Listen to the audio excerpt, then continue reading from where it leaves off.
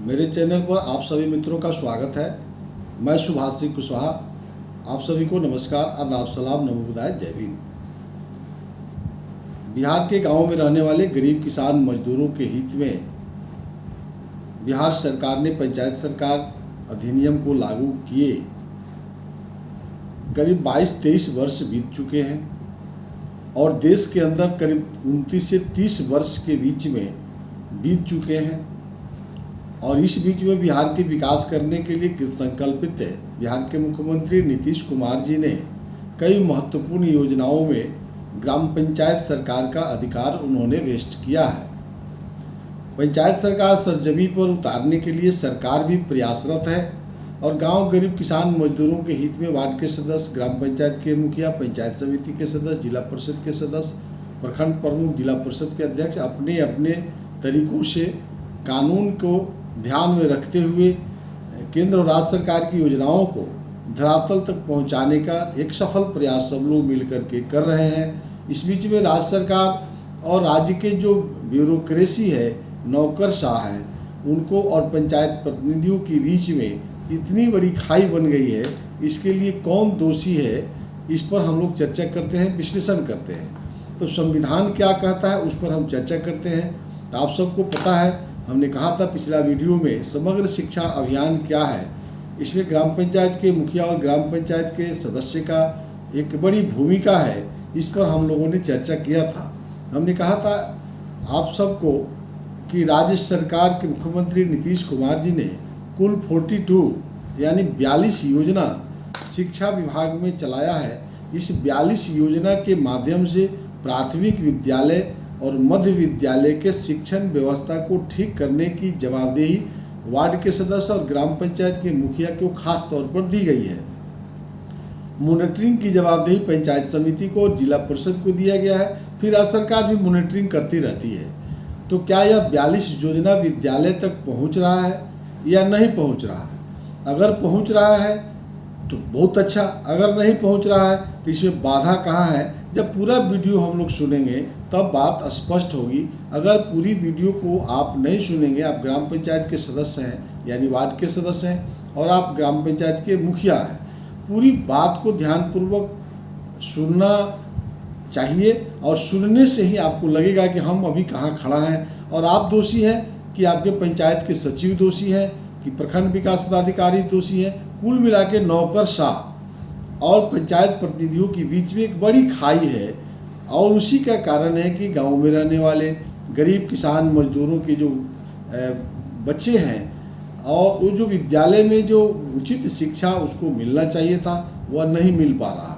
अब इसके संबंध में आज हम लोग चर्चा करेंगे।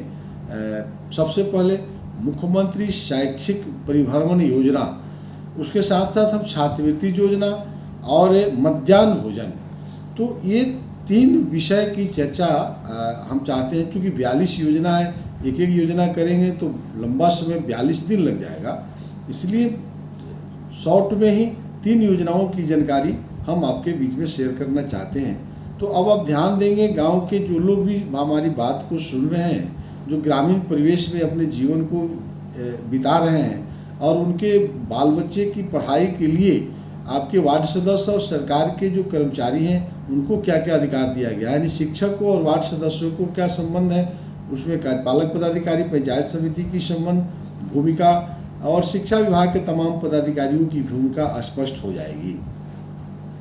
तो समग्र शिक्षा अभियान पिछले वीडियो में आप लोग सब लोगों ने सुना। आज हम चर्चा करेंगे मुख्यमंत्री शैक्षिक परिभ्रमण योजना क्या है। ऐतिहासिक और सांस्कृतिक विरासत हमारे इतिहास में क्या रहा है, इतिहास को हम बच्चों को पढ़ाते हैं। तो इतिहास को पढ़ने के लिए आगे की जब क्लास में जाएंगे तो उसकी पढ़ाई होगी, लेकिन देखने और सुनने से भी बहुत चीज़ का ज्ञान होता है। तो राज्य सरकार के मुख्यमंत्री नीतीश कुमार जी ने निर्णय लिया कि हम विद्यालय में पढ़ने वाले जो बच्चे हैं, मध्य विद्यालय के बच्चे को परिभ्रमण कराने की व्यवस्था हम करते हैं। तो मध्य विद्यालय के जो बच्चे हैं उनको परिभ्रमण में ले जाने की व्यवस्था क्यों किया गया? इसलिए कि हमारी ऐतिहासिक जगह क्या है। परमपिता महात्मा गांधी की चर्चा करते हैं तो उन्होंने इस राज्य के लिए, उस देश के लिए क्या क्या उन्होंने किया। बहुत से पर्यटक स्थल हैं, बौद्ध स्तूप है, इस राज्य के अंदर आप राजगीर जाते हैं, एक से बड़ी जगह, उसकी चर्चा अलग से कर देंगे।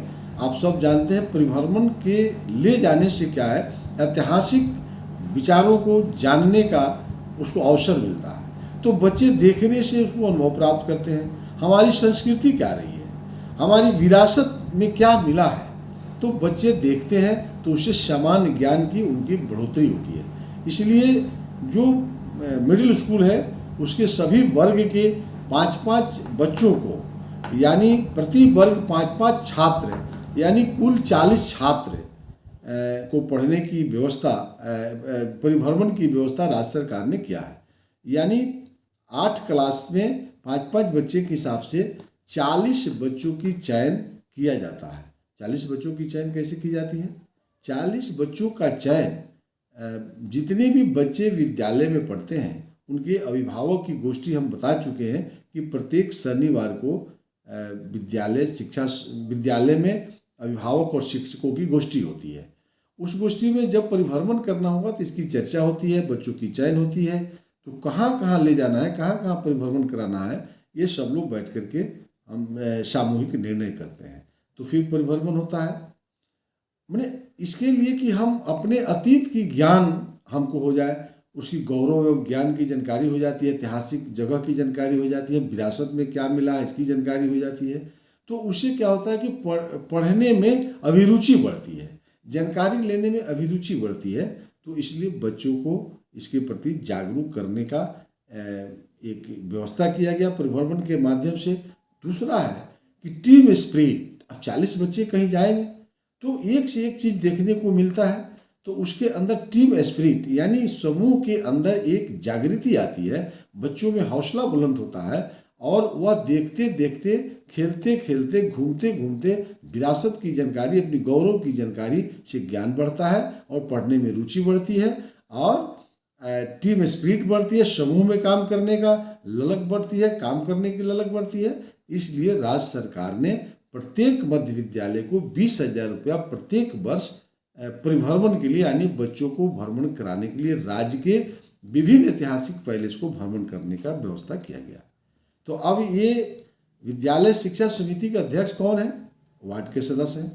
तो क्या वार्ड के सदस्य ये सारी बात को बिहार में आपके देख रेख में होती है परिभ्रमण या नहीं होती है? अगर नहीं होती है तो इसमें मुख्यमंत्री नीतीश कुमार जी को हम दोषी ठहराएंगे, अंत में आप समझेंगे। लेकिन आपकी दायित्व क्या बनती थी?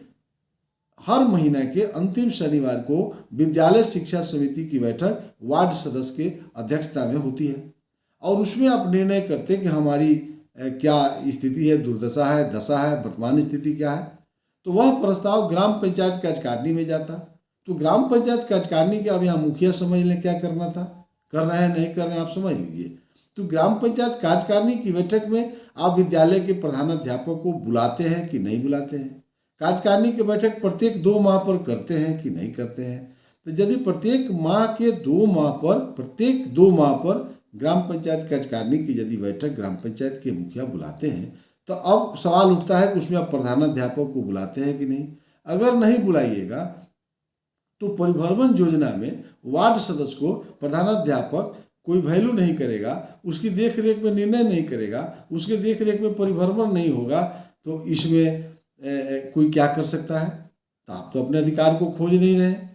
पहले तो आप अपने अधिकार का प्रयोग करेंगे तब पता लगेगा। और ब्यूरोक्रेसी बने प्रधानाध्यापक, ब्यूरोक्रेसी बने प्रखंड शिक्षा पदाधिकारी, ब्यूरोक्रेसी बने कलेक्टर, ब्यूरोक्रेसी प्रधान सचिव। ये लोग भी मंथली समीक्षा करते हैं। सीआरसी में समीक्षा होती है, बीआरसी में समीक्षा होती है, फिर जिला शिक्षा पदाधिकारी के नेतृत्व में समीक्षा होती है, फिर मुख्यमंत्री के नेतृत्व में समीक्षा होती है। तो क्या बिहार के माननीय मुख्यमंत्री आप समीक्षा करते हैं कि परिभ्रमण योजनाओं को वार्ड सदस्य की अध्यक्षता में निर्णय होता है, विद्यालय शिक्षा समिति की बैठक हो रही है, ग्राम पंचायत कार्यकारिणी की बैठक हो रही है? तो यदि ये कूल नहीं हो रही है तब आप गरीबों के बच्चों को शिक्षा देने की बात करते हैं। आज़ादी के 75 वर्ष बीत गया। परमपिता महात्मा गांधी जी ने कहा था ग्राम स्वराज की स्थापना तब होगी जब गाँवों की अपनी सरकार होगी। तो अब तो गाँवों की अपनी सरकार मुख्यमंत्री नीतीश कुमार जी 23 वर्ष हो गए और 23 वर्ष में वार्ड सदस्य को पता नहीं है कि परिभ्रमण योजना उसी के नेतृत्व में निर्णय करना है, उसके देख रेख में ये बच्चे जाएंगे परिभ्रमण करने। इतनी बड़ी अपनी विरासत की जानकारी, अपने संस्कृति की जानकारी, अपनी अतीत की जानकारी, अपने गौरव और ज्ञान को बढ़ाना, टीम स्पिरिट पैदा करना, पठन पाठन में रुचि करना, इतनी लंबी विषय राज्य सरकार ने संविधान बना करके दे दिया और पंचायत प्रतिनिधि को उसमें रुचि नहीं है या ज्ञान नहीं है। दो विषय है। अगर ज्ञान है तो फिर बैठक क्यों नहीं हो रही है? अगर बैठक हो रही है तो शिक्षा सुधार क्यों नहीं हो रहा? शिक्षा सुधार करने के लिए के पाठक की जरूरत नहीं थी। शिक्षा सुधार के लिए शिक्षा विभाग के मंत्री की जरूरत नहीं थी। मिनिस्टर और मुख्यमंत्री का काम है इंफ्रास्ट्रक्चर भेजना, भवन बनाना, मास्टर की बहाली करना, डस्टर देना, खल्ली देना, बेंच देना, बैठने की व्यवस्था करना। बच्चों को पढ़ाने और पढ़ने की व्यवस्था तो वार्ड के सदस्य को करना था। अगर वार्ड के सदस्य फेल करते हैं तो ग्राम पंचायत के मुखिया को करना था। अगर दोनों करना चाहते हैं और फिर आपको प्रधानाध्यापक और शिक्षा विभाग मदद नहीं करता है तो ब्यूरोक्रेसी, जनप्रतिनिधि, सरकार, ये तीनों अपना अलग अलग चल रहे हैं। कोई किसी को मदद नहीं कर रहा है। इसी को कहा जाता है नौकरशाह की राज। मुख्यमंत्री नीतीश कुमार जी का शासन नौकरशाहों की शासन है। पंचायत प्रतिनिधियों को आपस में लड़ने लड़ाने की व्यवस्था किया गया। इसलिए बिहार के ग्राम पंचायत के मुखिया, वार्ड सदस्य साथियों, आप इस व्यवस्था को बचा सकते हैं। तो ये रहा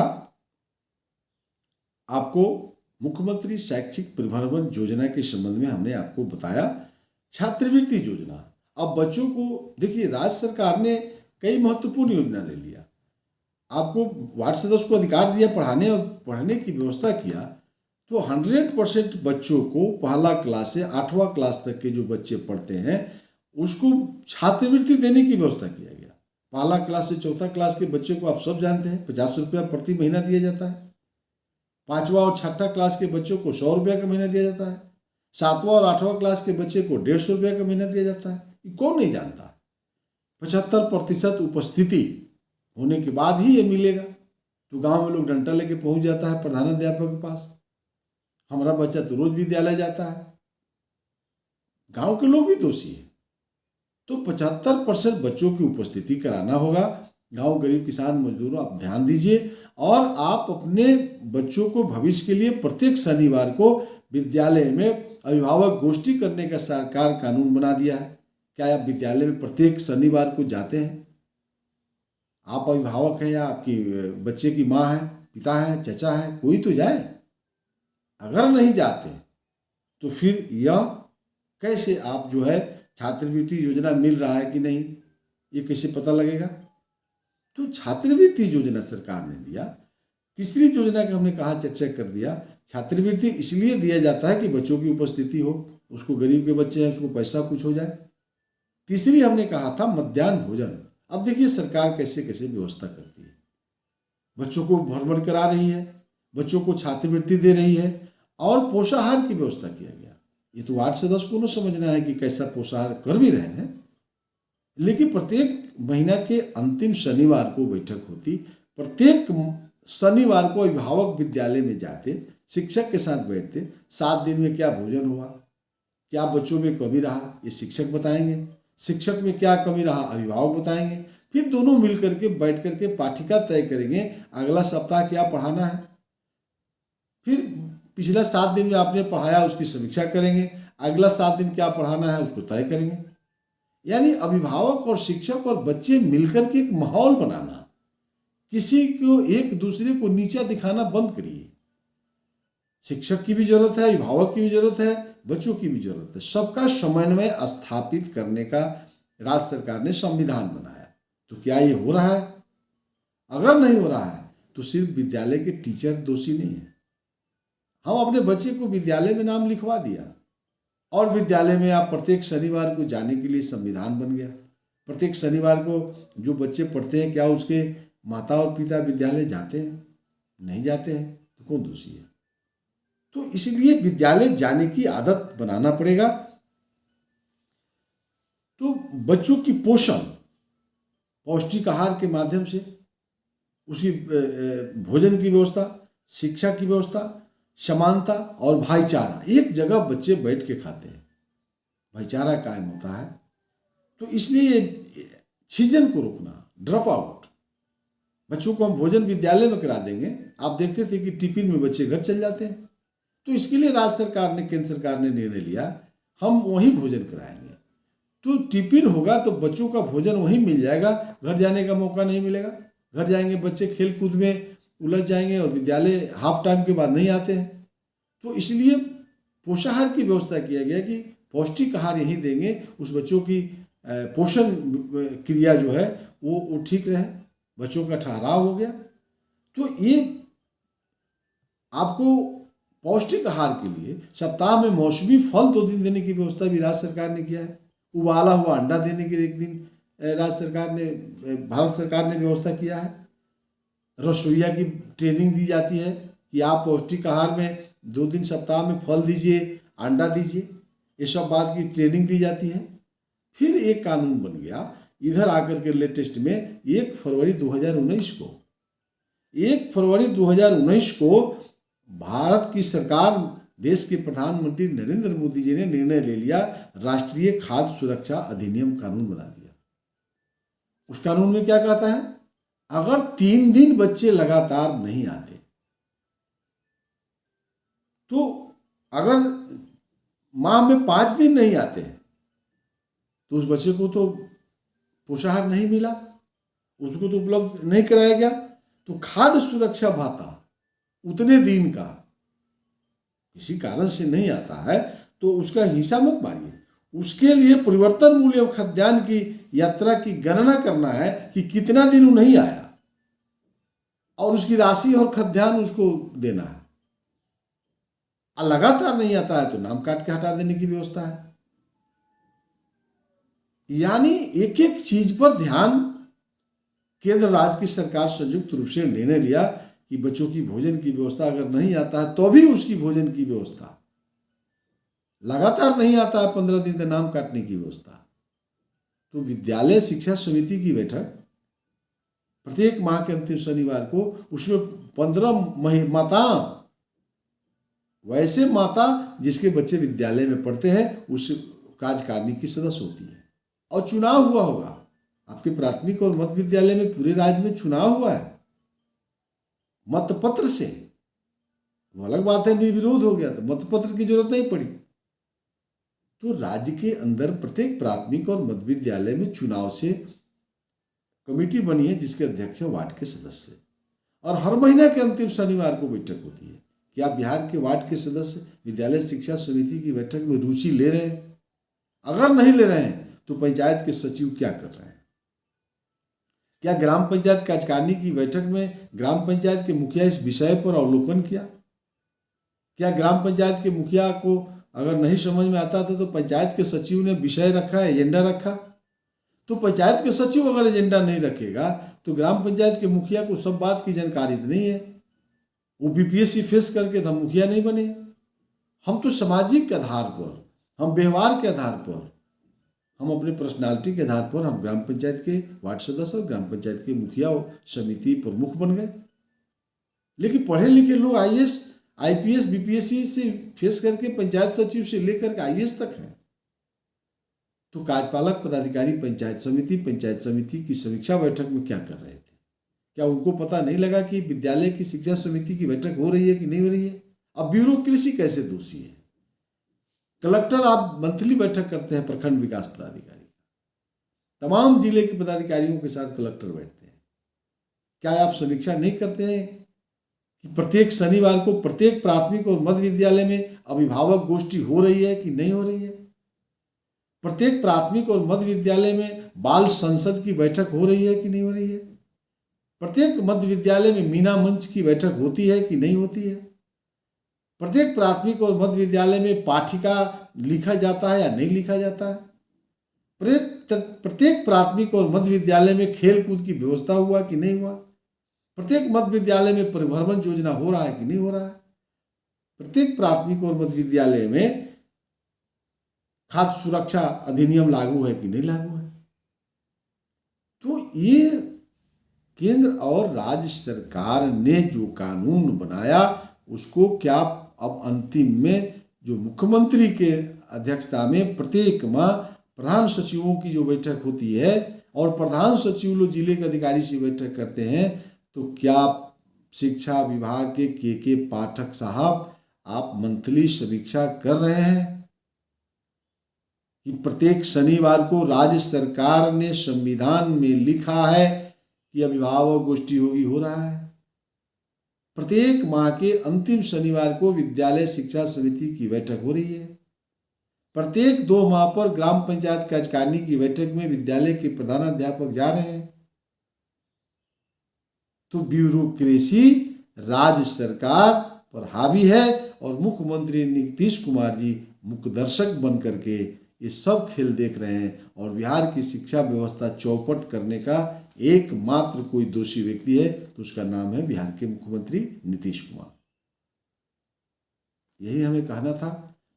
अभी 42 योजना में आज मैं 4 योजना की चर्चा समाप्त किया। 38 योजना की चर्चा अभी हम करेंगे अगला वीडियो के माध्यम से। 1 सप्ताह लगेगा, कितना लगेगा हमको पता नहीं है। इसी आशा उम्मीद के साथ इस वीडियो को शेयर जरूर करें। मैं तो आग्रह करता हूं मेरे यूट्यूब चैनल को आप सब्सक्राइब करें, मेरे फेसबुक पेज को आप लाइक करें, फॉलो करें। ये अलग विषय है कि करें न करें, लेकिन शेयर जरूर करें। शेयर करने से क्या होगा कि गांवों के अंदर हम टूटी फूटी भाषा में अपनी बात बोल रहे हैं, लेकिन गांव गरीब किसान मजदूरों के बच्चों को जब तक बाबा साहब डॉक्टर भीमराव अंबेडकर जी की सपना, परमपिता महात्मा गांधी जी की सपना और हर व्यक्ति की सपना, हर लोग कहते हैं शिक्षा व्यवस्था, जब तक गांव के गरीब किसान मजदूर शिक्षित नहीं होंगे तब तक जो है न गांव का विकास होगा, और गांव का विकास नहीं होगा तो पंचायत का विकास नहीं होगा। अगर पंचायत का विकास नहीं होगा तो प्रखंड का विकास नहीं होगा। अगर प्रखंड का विकास नहीं होगा तो जिला का विकास रुक जाएगा। अगर जिला का विकास नहीं हुआ तो राज्य का विकास नहीं हुआ। अगर राज्य का विकास नहीं हुआ तो देश का विकास नहीं। अगर आप एक गांव को संकल्प लेते हैं, एक वार्ड सदस्य संकल्प लेते हैं, तो आप समझ लीजिए इस देश का, आप जो है इस राष्ट्र को विश्व के पैमाने पर विकसित राष्ट्र बनाने का आप सपना देख लीजिए। आपकी जवाबदेही है एक वार्ड का, तो यह देश की जवाबदेही होगी। अगर देश भर के वार्ड सदस्य चाह लें तो 24 घंटे में देश ठीक हो सकती है। इसमें कहाँ प्रधानमंत्री की जरूरत है, कहाँ मुख्यमंत्री की जरूरत है, कहाँ कलेक्टर की जरूरत है। इसलिए मैं अंत में हरदम बोलता हूँ कि ऊपर में राष्ट्रपति और नीचे में वार्ड के सदस्य, यही 2 भारत का भविष्य है। और यह 2 अपने अधिकारों का जिस दिन प्रयोग करना शुरू कर देंगे, जिस दिन बिहार के वार्ड सदस्य अपने अधिकार को जान जाएंगे, जिस दिन बिहार के वार्ड सदस्य अपने कर्तव्यों को जान जाएंगे, इस राज्य को, बिहार राज्य को देश के पैमाने पर विकसित राज्य घोषित होने में ज़्यादा वक्त नहीं लगेगा। ये आपके हाथ में है, वार्ड सदस्यों के हाथ में है। और जब तक आप नहीं समझिएगा, वो इस धरती पर जन्म नहीं लिया है कि बिहार को देश के पैमाने पर नंबर 1 घोषित कर दे। चाहे कोई मुख्यमंत्री बन जाए, कोई कुछ बन जाए, वार्ड सदस्य को ही मजबूत करना होगा। चाहे जो भी जनप्रतिनिधि हो, MP हो, MLA हो, मिनिस्टर हो, IAS हो, IPS हो, BDO हो, CO हो, सेक्रेटरी हो, कुछ भी हो, वार्ड सदस्य अगर नहीं मजबूत हुआ, सब फालतू विषय है, कुछ होने वाला नहीं है। अगर कुछ चाहते हैं, बिहार के विकास करना चाहते हैं, आइए एक बार वार्ड सदस्य की अध्यक्षता में हम लोग राज्य के विकसित राज्य बनाने के दिशा में हम लोग आगे बढ़ें। आप सबसे विदा लेते हुए नमस्कार, आदाब, सलाम, नमोदय, जय भीम।